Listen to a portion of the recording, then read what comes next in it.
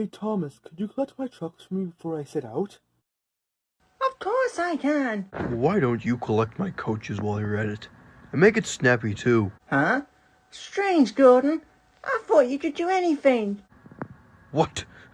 I can. And how come you can't get your own coaches? But Maybe you should prove it. I will. So Gordon went to the sidings as Thomas got Henry's train ready. But as soon as Gordon got his coaches, Edward rolled past. Shunting, Gordon.